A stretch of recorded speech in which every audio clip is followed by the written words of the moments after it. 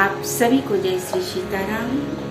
मेरे अपने YouTube channel Hariom मानस परिवार में आपका स्वागत है, वंदन है, नमन है। सज्जनों, आज हम जिस कथा प्रसंग पर चर्चा करने का प्रयास करेंगे वो पावन कथा प्रसंग है श्रीमद् रामचरितमानस के प्रथम सोपान बाल्यकांड दोहा क्रमांक 25। गोस्वामी जी कहते हैं, ब्रह्म राम ते नाम बरदायक बरदानी। गोस्वामी जी कहते हैं कि निर्गुण ब्रह्म और सगुण राम से भी बड़ा राम का नाम है। अब सज्जनों, हम जानने का प्रयास करें कि निर्गुण और सगुण क्या है। तो गोस्वामी जी कहते हैं, अगुण सगुण दुई ब्रह्म स्वरूप। मतलब निर्गुण और सगुण ब्रह्म के दो रूप हैं। कहने का तात्पर्य है कि परमात्मा एक हैं और उनके स्वरूप दो हैं। नहीं तो सज्जनों, कई भक्तों को संशय हो जाता है कि भगवान के अवतरण के, परमात्मा के जन्म के अनेक कारण हैं। राम जन्म के हेतु अनेक, परमात्मा के अनेक अवतरण के कारण को ही, परमात्मा को ही अनेक मानने लग जाते हैं। तो सज्जनों, परमात्मा अनेक नहीं है, एक है। परमात्मा एक है और उनके स्वरूप दो है, निर्गुण और सगुण। अब जानने का प्रयास करें कि निर्गुण क्या है। निर्गुण अर्थात निराकार, जिसका कोई आकार नहीं होता, जिसे हम आंखों से देख नहीं सकते, वो है परमात्मा का निर्गुण। गोस्वामी जी निर्गुण ब्रह्म का लक्षण बताते हुए श्रीमद् रामचरितमानस में कहते हैं, बिनु पद चलई सुनई बिनु काना, कर बिनु करम करई विधि नाना, आनन रहित सकल रस भोगी, बिनु वाणी वक्ता बड़ जोगी।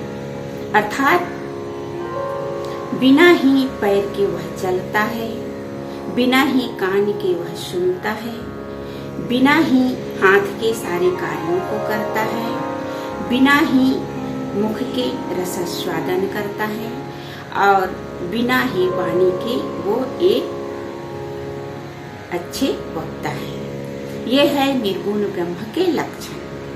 और सगुण ब्रह्म अर्थात साकार, जिसका आकार होता है, जिसे हम आंखों से देख सकते हैं, वो है परमात्मा का सगुण रूप। अर्थात ब्रह्म है निर्गुण और श्री राम जी हैं सगुण।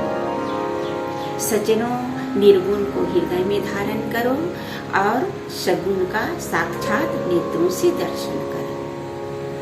परंतु इस कलयुग में एक विचारणीय प्रश्न उपस्थित होता है। कलयुग में परमात्मा का दर्शन दुर्लभ है। तो हम उदाहरण के रूप में कह सकते हैं कि जैसे आप मन ही मन हृदय में भगवान को याद करते हैं, वो है निर्गुण। और मंदिर में जाकर के भगवान की मूर्ति का दर्शन करते हैं, उनकी प्रतिमा का दर्शन करते हैं, वो है परमात्मा का सगुण। तो गोस्वामी जी कहते हैं कि ब्रह्म राम ते नाम बरदायक बरदानी। अर्थात निर्गुण ब्रह्म और सगुण राम से भी बड़ा राम का नाम है। और सज्जनों, गोस्वामी जी ने कलयुग में नाम महिमा को श्रेष्ठ बताते हैं।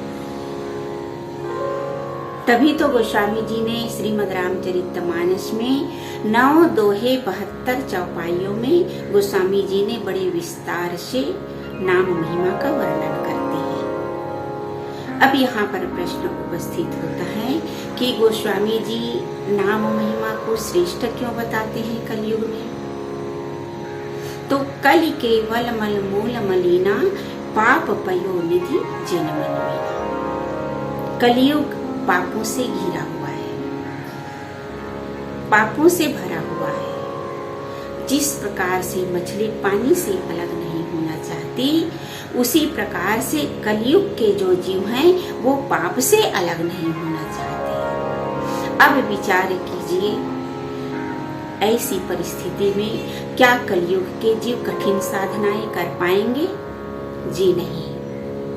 सतयुग, त्रेता, द्वापर में अनेक कठिन साधनाएं करनी पड़ती थी, जैसे जप, तप, यज्ञ, पूजा पाठ, तब कहीं जीव को मोक्ष की प्राप्ति होती थी। पर सज्जनों, कलयुग में ऐसा नहीं है। गोस्वामी जी विनय पत्रिका में कहते हैं, नाना पथ निर्वाण के साधन अनेक बहुभांति, तुलसी तू मेरे कहे राम नाम रटूं दिन राति। और इसी सूत्र को गोस्वामी जी मानस में कहते हैं, कलयुग केवल नाम आधारा, सुमर सुमर नर उतरहि पारा।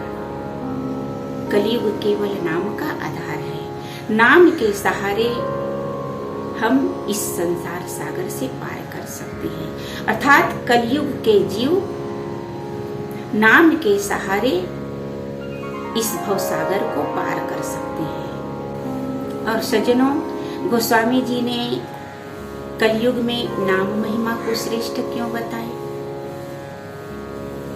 तो देखिए, सगुण राम ने तो अपने उत्तम सेवक, उत्तम भक्त जैसे सबरी, अहिल्या, जटायु जैसे भक्तों का ही उद्धार किया है, परंतु उनके नाम ने तो करोड़ों दुष्टों का उद्धार किया है। और सगुण राम ने केवल एक ही शिव धनुष को तोड़ा है, परंतु उनके नाम ने करोड़ों मनुष्यों के अहंकार को तोड़ा है। और सज्जनों, नाम के प्रभाव से ही अभक्त भक्त बन गए, दुष्ट सज्जन बन गए। और नाम के प्रभाव से ही वाल्मीकि जी को ब्रह्मपद की प्राप्ति हुई, गणेश जी प्रथम पूजे जाते हैं, ध्रुव को अचल स्थान प्राप्त हुआ और प्रहलाद को भगवान की भक्ति प्राप्त हो गई। ये है नाम महिमा की श्रेष्ठता, मतलब ये है नाम का प्रभाव। स्वामी राम सुखदास जी कहते हैं, नाम लेने का मजा जिसकी जुबा पर आ गया, वो जीवन मुक्त हो गया, चारों पदार्थ पा गया। अर्थात नाम लेने से जिसके मुख में राम का नाम आ जाता है, जो हमेशा भगवान के नाम को निरंतर जाप करता है, उसके लिए चारों पदार्थ अर्थ, धर्म, काम और मोक्ष, ये चारों पदार्थ सुलभ हो जाते हैं। कलयुग कर्म धर्म नहीं कोई, नाम बिना उद्धार न हो। कलयुग में किसी धर्म कर्म की आवश्यकता नहीं है सज्जनों। नाम के सहारे आप भवसागर को पार कर लेंगे, जन्म मरण के बंधन से मुक्त हो जाएंगे। तेसाम न पुनरावृत्ति, जन्म मरण की पुनरावृत्ति नहीं होगी। इतनी महिमा है नाम की। कबीर जी कहते हैं, लूट सके तो लूट ले राम नाम की लूट, पाछे फिर पछताएगा प्राण जाहि जब छूट। इसलिए सज्जनों, श्वास श्वास पे राम कहे, बिरथा श्वास मत खोए, न जाने इस श्वास को फिर आवन हो या ना हो।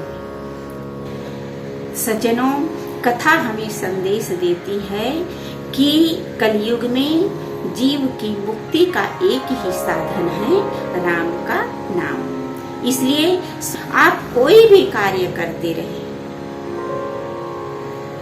मुख में राम का नाम, चाहे हमारी माताएं बहनें रसोई बना रही हों तो भी मुख में राम का नाम होना चाहिए। और किसान भाई अपने खेतों में कृषि कार्य कर रहे हों तो कृषि कार्य करते करते भगवान का नाम ले, राम का नाम लेना चाहिए, या अपने कोई भी इष्ट देव है उनका नाम लेना चाहिए।